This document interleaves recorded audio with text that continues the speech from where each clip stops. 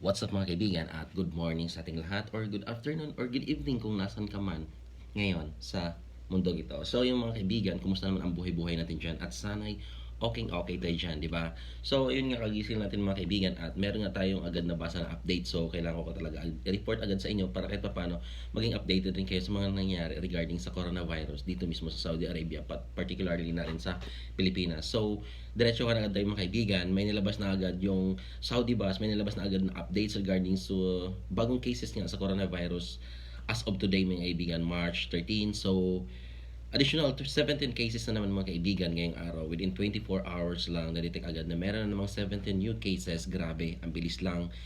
Day by day, araw-araw tumatakbo, marami talagang naidagdag. So ito mga kaibigan, diretso kang babasahin ko na agad sa inyo, yung nilabas ng Saudi Bus. Ministry of Health announces the registration of new 17 cases of COVID-19 infected persons today, Friday, March 13, 3:49 a.m. So kaninang madaling araw lang ito mga kaibigan. These new cases brings a total of 62 cases in the kingdom. So, meron pong 62 cases total dito sa Saudi Arabia mga kaibigan within just ilang araw lang ba to? Nag-start to ng March 2, tapos March 13. For 11 days, umabot agad siya ng 62 cases mga kaibigan. Tapos di pa na-track yung iba ditong nahawaan o iba nitong mga kasamuha mga kaibigan kasi sobrang dami talaga. So ito, here's the breakdown of the 17 new cases. First case is a citizen who had been in contact with the previous reported case isolated in health facility in Riyadh. So yun yung unang case mga kaibigan. So second case is a resident who came from Portugal via Turkey, currently isolated in the health facility in Riyadh.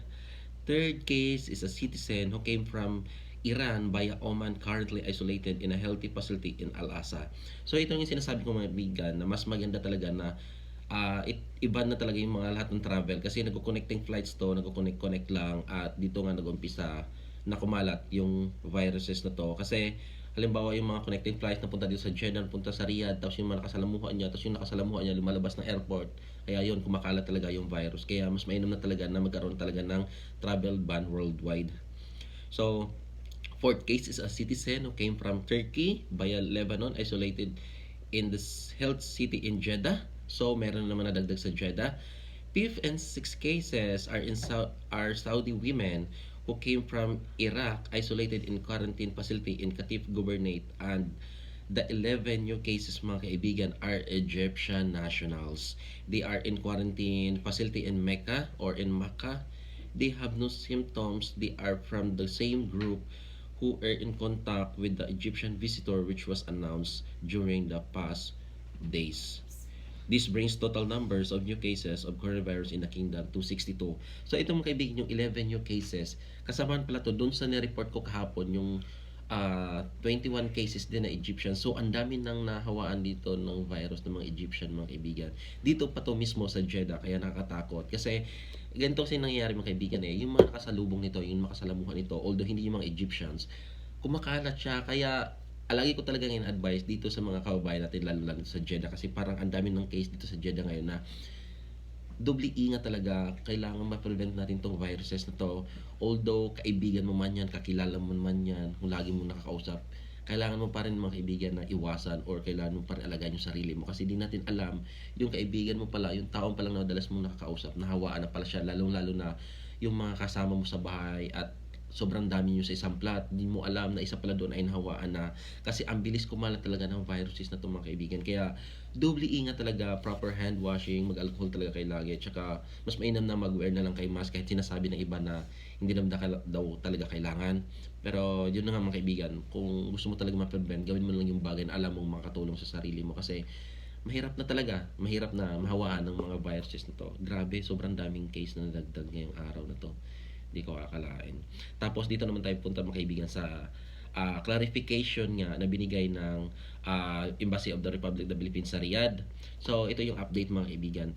Reference to the advisory released by the Embassy of the Republic of the Philippines in Riyadh this afternoon, an official of Ministry of Interior clarifies that the effectivity of 72 hours given to citizen or an expatriates to leave or return in the kingdom is not yet final, not yet implemented.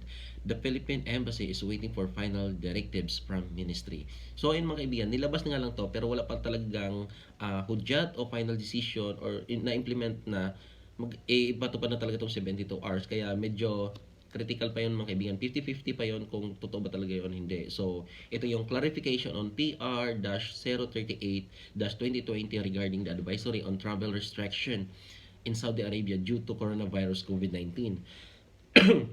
Riyadh, alo, nahuwa na ata ako. Riyadh, March 12, 2020. Ito yung nilabas kahapon ng Embassy of the Philippines dito sa Riyadh. Ipinalam na imbihada ng Republika ng Pilipinas sa Riyadh na kinumpirma ng isang mataas na opisyal ng Saudi Ministry of Interior na ang napabalitang karagdagang restriksyon sa paglalakbay, palabas at papasok sa Saudi Arabia ay hindi pa ganap na ipinatupad. So ayun mga kaibigan, wala pa talagang clarity kung napatupad na ba or hindi. Kaya kasalukuyang inaalam ng embahada ng gobyerno ng Saudi Arabia ang mga sumusunod. Kailan mag-umpisa ang pagpatupad ng bagong restriksyon? Kailan mag-umpisa at magtatapos ang palugid na ibibigay para pagbalik sa kaharian? At ano ang magiging epekto ng mga bagong restriksyon sa estado ng trabaho ng mga manggagawa na hindi makakabalik ng Saudi Arabia sa loob ng 72 oras na binigay na palugid? Wakas. So, ayun ang mga kaibigan. Wala pa talagang exact talaga. Pero, yung iba, binabalita na, although binalita ko nga rin siya kahapon na, yun nga, na kailangan makabalik dito within 72 hours. Tapos, wala namang nilagay dito yung embassy na yung pa-exit din. Sinasabi rin ng iba na kasama na rin daw yung pa-exit. Pero, wala pa rin talagang clarification to. So, ngayon nga, ay wala pa talagang, inaabangan ko nga yung declaration ng Saudi Embassy, Philippine Embassy dito sa Saudi mga kaibigan, dito rin sa Jeddah, sa General Consulate dito sa Jeddah, kung ano ba talaga yung final decision. Kasi sa ngayon daw, nag-aantay pa sila kung ano ba talaga yung final decision. Kasi wala pa talagang binigay yung kaharian na exact implementation dito sa band na to. Kaya, pero sa ngayon mga kaibigan, mas kailangan natin mag-focus doon sa 72 hours para kahit pa paano alam na natin talaga kung hanggang saan lang ba talaga tayo. Kasi alam na natin dito sa Saudi Arabia, yung king dito, di natin alam kung ora-oradas lang papatupad ng batas, bigla-biglaan. Kaya mas mainam na dito tayo muna mag-focus sa 72 hours para mas kahit pa paano ligtas tayong makabalik dito sa Saudi Arabia. Kaya yun mga kaibigan, hanggang dito na lang kasi medyo mahaba na to. Update ko lang kayo if any updates sa Pilipinas, dami na ding update. So siguro gagawin rin natin ng vlog. So yun nga lang mga kaibigan, yung tips ko na dapat mag-ingat tayo palagi. Huwag tayong pakumpiyansa, lalo sa mga taong lagi nating nakakausap, na madalas nating nakausap. Kasi hindi natin alam na may bit-bit na rin pala silang virus. Kaya, doble ingat, proper hand washing, at inom kayo ng vitamin C lagi. Marami sa pharmacy yon. Pero, updates lang mga kaibigan, wala ng vitamin C sa ilang pharmacy. Wala ng mask. Nagbebenta sila ng mask, 1 piece per 1 real. Ganun na, wala sila dong nakapak. Tapos, yung alcohol, wala na rin alcohol. Meron lang natitirang iilan na lang na sanitizer. So, mas importante kasi yung alcohol mga kaibigan, yung 70% solution para kahit pa paano maiwasan natin yung germs na yun, yung viruses na yun. Kaya yun mga kaibigan, hanggang dito na lang. Ingat kayo palagi at God bless sa ating lahat. Please pray. Maraming salamat. Paalam.